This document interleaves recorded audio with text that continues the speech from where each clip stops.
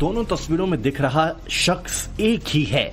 सेना की वर्दी पहने 5 जवानों के साथ गैलरी में जो ठग रौब के साथ घूमा करता था, वो अब पुलिस की गिरफ्त में है। सेना में भर्ती के नाम पर 600 लोगों के साथ करोड़ों की ठगी कर चुका ये शख्स बेरोजगारों को नौकरी के सपने बेचकर उन्हें धोखा देता था। खुद को सेना का रिटायर्ड कैप्टन बताता था। रक्षा मंत्री राजनाथ सिंह से संबंध होने का झूठा रसूख झाड़ता था। नाम है अरविंद पांडे, जो यूपी के मैनपुरी में भारतीय पुलिस प्रोटेक्शन फोर्स नाम से फर्जी डिफेंस ट्रेनिंग सेंटर चला रहा था। ये फर्जी ट्रेनिंग सेंटर मैनपुरी के किशनी में 22 बीघा की खाली जमीन पर चल रहा था। इसके ट्रेनिंग सेंटर को एक बार को देखें तो सब कुछ असली लगता है। दूर दूर तक खाली जमीन है, सेना के अलग अलग बटालियन के झंडे लगे हैं, एक्सरसाइज के लिए ऊंचे ऊंचे पोल लगे हैं, टायर लगे हैं, रस्सियां बंधी है, सब कुछ असली है। बस ये पूरा का पूरा ट्रेनिंग सेंटर ही नकली है। जमीन के मालिक का दावा है कि उसे नहीं पता कि अरविंद पांडे उस जमीन पर फर्जी ट्रेनिंग सेंटर चला रहा था। अच्छा, किस तरह का ट्रेनिंग सेंटर? क्योंकि जमीन आपकी थी, आपको जानकारी होगी, वहाँ क्या करता था ये? हम साहब ज्यादा आएगा ही नहीं, वहाँ थोड़ा बहुत देखा तो वहाँ पोस्टर लगे तो हमने ठीक है, ठीक चलाएगा ये, फिर हम गए नहीं। आपसे बात हुई होगी, क्या बताया था, क्या चलाया? हमें तो ये बताया था कि हम यहाँ ट्रेनिंग कोचिंग करवाएंगे, ट्रेनिंग सेंटर खोलेंगे, बच्चों को फिजिकल कराएंगे, ये कराएंगे वो कराएंगे, तो हम ठीक है। कुछ ऐसी बात हुई थी जिसको लेके आप प्रभावित हो गए थे? कुछ अपना परिचय बताया होगा, रसूख बताया होगा? उसने रसूख बताया था कि राजनाथ सिंह से मेरे संबंध है और रक्षा मंत्रालय से हमारा रजिस्ट्रेशन है।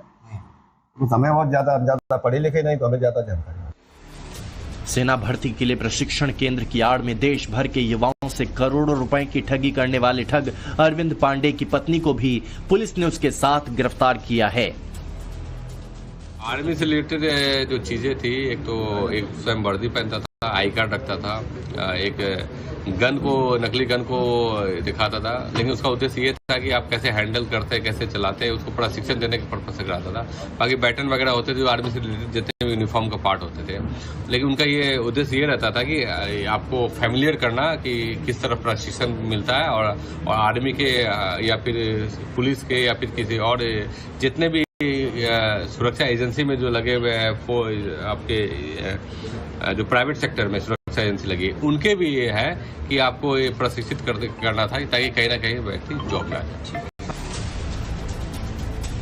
अरविंद पांडे के पास से सेना के नकली यूनिफॉर्म, नकली एयरगन, फर्जी दस्तावेज, लैपटॉप, बॉन्ड पेपर, अशोक स्तंभ स्टिकर, फर्जी joining letter, medical admit card, विभिन्न मंत्रालय के प्रमाण पत्र आदि बरामद किए गए हैं। इसके साथ ही पुलिस ने यह भी खुलासा किया है कि जाने माने लोगों के साथ अपनी फोटो दिखाकर वो अपने शिकार को फंसाता था।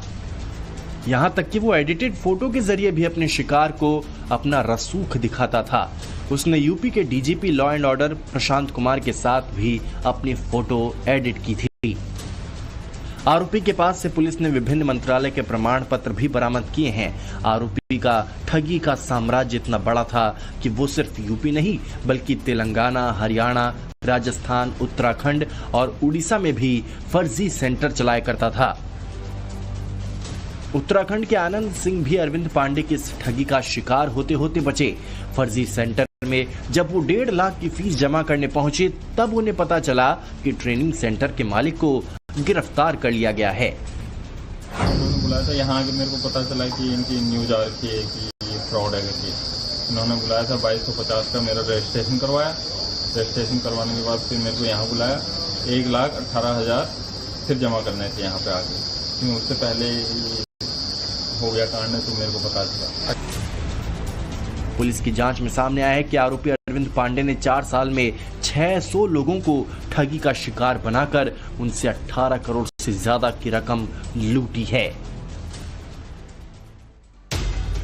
आर्मी में भर्ती के नाम पर ठगी का मामला आगरा से भी सामने आया है, जहां टेरिटोरियल आर्मी में भर्ती के नाम पर पहले युवकों को जम्मू कश्मीर से लाया गया, फिर उन्हें फर्जी ज्वाइनिंग लेटर देकर उन्हें मेडिकल के नाम पर होटल में ठहराया गया। मिलिट्री इंटेलिजेंस लखनऊ टीम और एसटीएफ के संयुक्त ऑपरेशन में 3 आरोपियों को पकड़ा गया है और इनसे पूछताछ जारी है। टीम ने आरोपी सुनील कुमार, अजय कुमार और बलवंत सिंह को गिरफ्तार कर लिया है।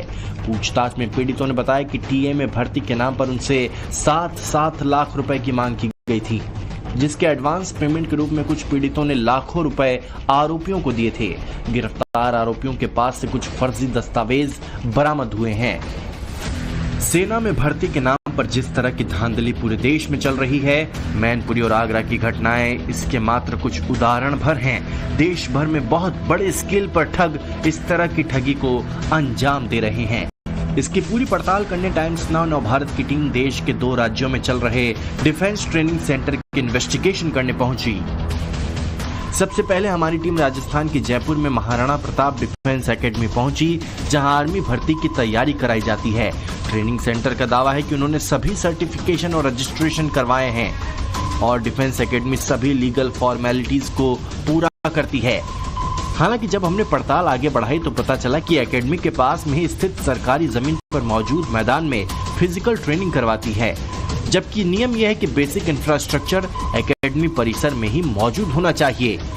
आप ये देखेंगे कि इस ग्राउंड में जो ये तमाम जो किशोर जो प्रैक्टिस कर रहे हैं, ये जो ग्राउंड है ये इस डिफेंस एकेडमी का नहीं है, ये एक सरकारी ज़मीन पर ये पूरा ग्राउंड है और डिफेंस एकेडमी यहाँ पर इन बच्चों को अपने वहाँ से लेकर आती है हॉस्टल से और यहाँ पर ही पूरी प्रैक्टिस करवाई जाती है।